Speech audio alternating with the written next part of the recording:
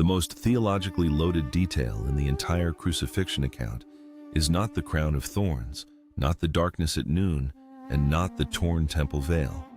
It is 4 words tucked into a single verse that most people read right past: blood and water flowing from a wound in Jesus' side. And here is what makes it extraordinary. The Apostle John stops the narrative cold and personally swears he is telling the truth about it. That is exactly the kind of overlooked moment we unpack here on Epic BibleVerse. Welcome. John, chapter 19, verses 34 and 35, reads like this. But one of the soldiers pierced his side with a spear, and immediately blood and water came out.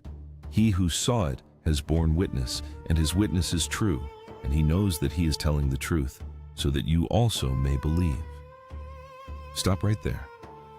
In the middle of the crucifixion account, the author breaks the narrative, steps forward as a witness, and stakes his personal credibility on a single physical detail. Not the resurrection, not the miracles. This: blood and water from a wound. Maybe you have read through the Gospels many times and treated this moment as background detail.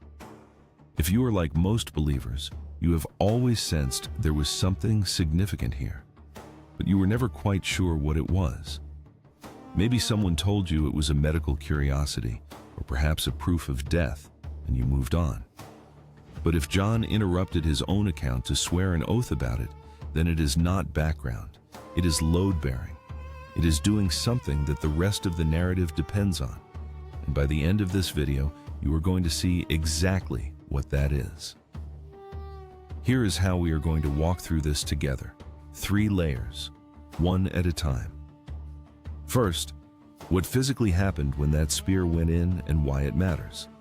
Second, what blood and water meant in the language of the Old Testament, because John was a Jewish man steeped in temple worship, and what he saw would have spoken to him in a very specific symbolic vocabulary. And third, what it means right now, for you, not as theology class material, but as a living reality. Let's go. Layer 1. What the soldier actually saw. When the Roman soldiers came to the 3 crosses that afternoon, the order was to break the legs of the condemned. Breaking the legs accelerated suffocation because the crucified man could no longer push up with his legs to breathe. It was a brutal mercy. It ended the suffering faster. But when the soldiers came to Jesus, he was already dead. No legs to break. Instead, one soldier thrust a spear into his side. This is where Psalm 34 verse 20 comes into direct focus. The psalm declares that God protects the righteous man, that not one of his bones shall be broken. John connects this explicitly in verse 36. These things took place that the scripture might be fulfilled. Not one of his bones will be broken.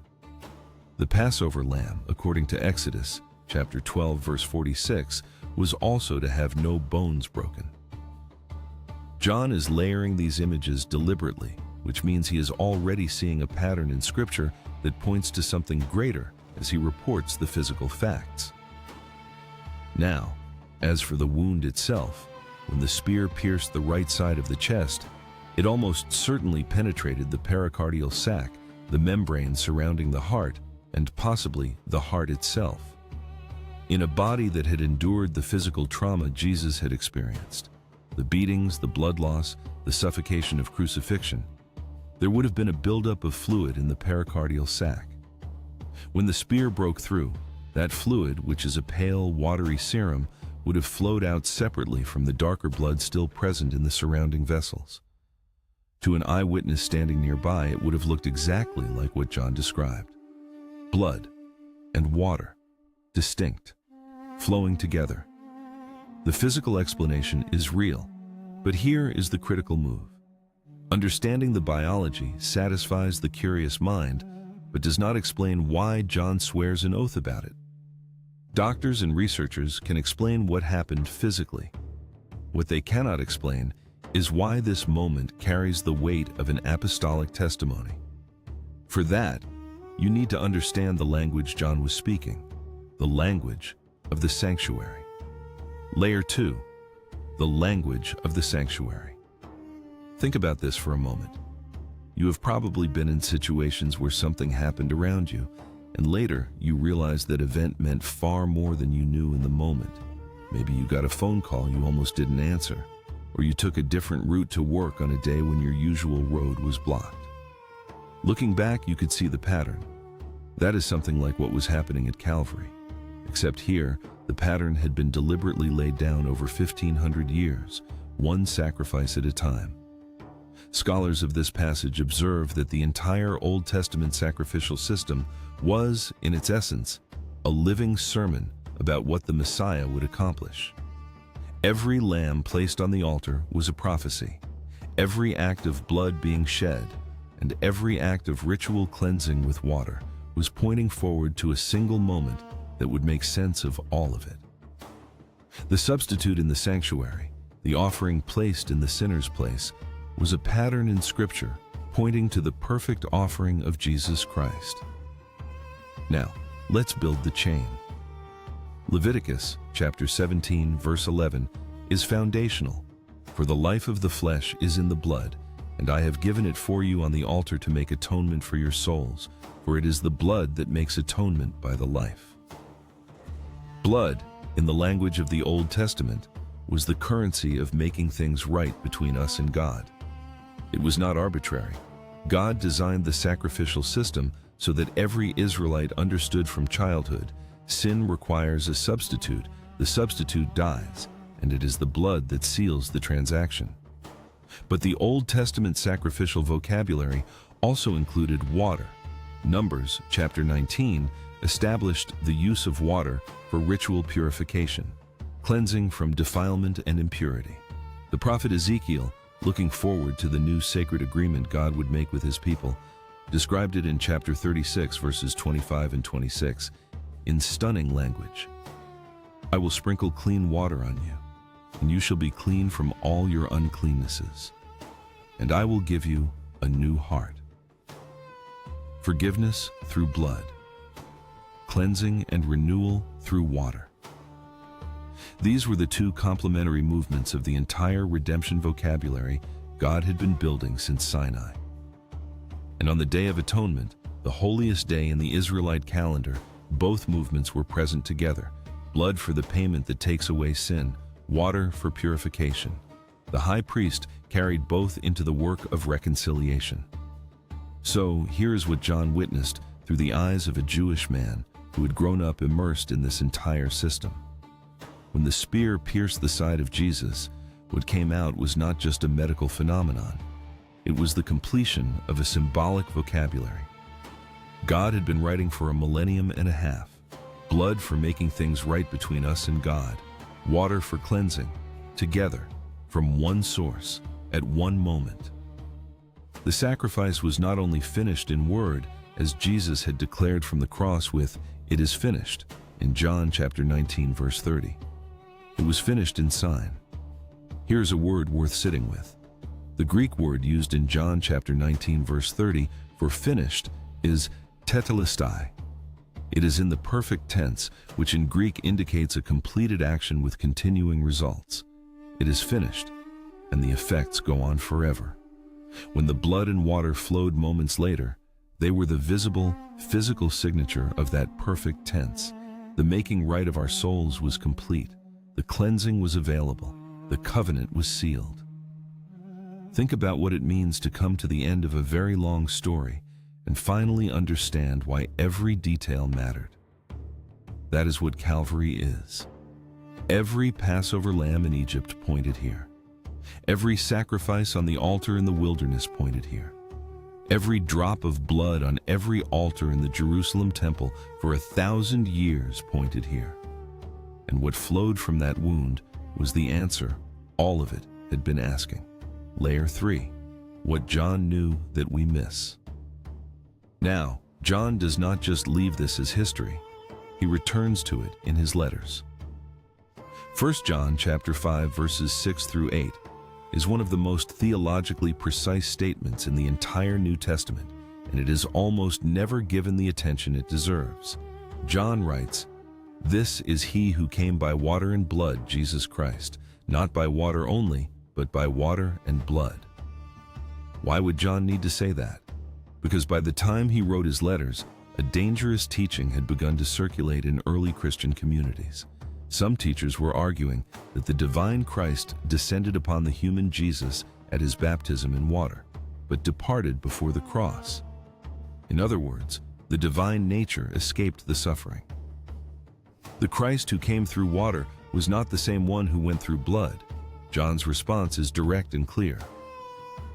No, the same Jesus who was baptized in the Jordan River, the same one whose public ministry began in water, is the same one whose body was pierced on Calvary. He came by water and by blood, not water only. The two moments are inseparable. They belong to the same person, the same Savior, the same redemption story. And this is why John's eyewitness oath in John chapter 19, verse 35, carries such weight. He was not just reporting a medical curiosity, he was providing first-hand testimony against a theological error that would have severed the cross from the Christ who died on it. What he saw, the blood and the water flowing together from one wound, was God's visible answer to that separation. You cannot divide them. They came from the same side. They testified to the same Lord. Theological writers have long recognized that faith in Jesus rests precisely on this inseparability. The blood of Jesus, as an expression of faith in him as our Lord and Savior, is not merely historical data to be admired from a distance. It is the ground on which every believer stands. The Church has always grounded salvation in the Calvary event, because the Calvary event is where making things right with God and cleansing, forgiveness, and renewal flowed together in a way they never had before and never will again. John knew what he had seen. He swore to it. And the reason he swore to it is the same reason it still matters to you and me today. Layer 4. What it means right now. Let me bring this to where you actually live. You have probably had moments where forgiveness felt like something that happened somewhere else, to someone else, in a world you are not quite sure you belong to. Maybe you have been carrying something for years, a failure, a habit, a choice you cannot undo, and the idea that it has been dealt with, fully and finally, felt more like a nice theological sentence than an actual reality. If that is you, I want you to hear this carefully.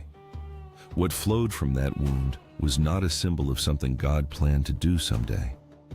It was the thing itself, blood for your atonement, your forgiveness, the covering of every record held against you, water for your renewal, the cleansing of the person you became in your worst moments, the gift of a new heart that Ezekiel said God himself would give.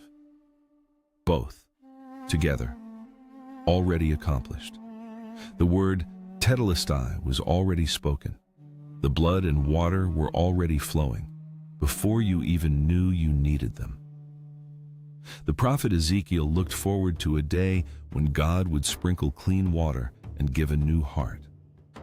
John looked backward at a moment when he had watched that promise pour out of a wound in the side of Jesus. You and I stand between those two perspectives, looking at a cross in the middle of history and understanding that the distance between who we are and who God calls us to be has already been covered. The blood covered the guilt. The water accomplished the renewal. Both came from one source. Scholars of this passage observe something that stays with you once you see it. The soldier who drove that spear into Jesus' side meant it did as an act of indifference. He was confirming a death, checking a box, moving on to his next task. But what flowed out was the most carefully prepared response in all of history. God used the most casual act of Roman bureaucracy to release the most profound theological statement the world had ever seen. You may be sitting with something right now that feels routine, ordinary, even mundane in your own life. A struggle you have carried so long it barely registers anymore. A prayer you keep praying without much expectation. Here is what this passage says to that. Nothing about your situation is beyond the reach of what flowed from that side. Not the guilt and not the need for transformation. Both were addressed in a single moment. Here is what this means for your week in practical terms. The next time you catch yourself treating the cross as background information, as something you already know, as a story you have moved past, stop. Go back to John chapter 19, verses 34 and 35. Read it slowly. Read the oath. Ask yourself why John felt the need to stop and swear that he was telling the truth. And then ask what it means that he did, because the answer to that question is the foundation. Everything else you believe is sitting on. Let that passage become something you return to, not as a familiar text you coast through, but as an open door. You stand in and look through until it opens something in you. So here is the question, and I want you to actually sit with it before you close this video. Is the blood and water that flowed from Jesus' side something you know about or something you are living from? There is a real difference. One is information you have filed away. The other is a reality you return to when the weight of who you are meets the promise of what he accomplished. Which one describes where you are right now?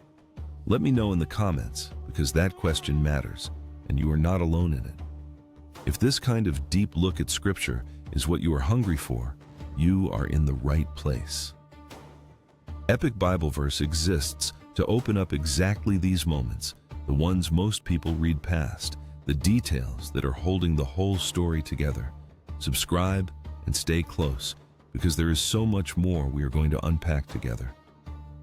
Father, we stand at the foot of that cross, and we see what came from that wound.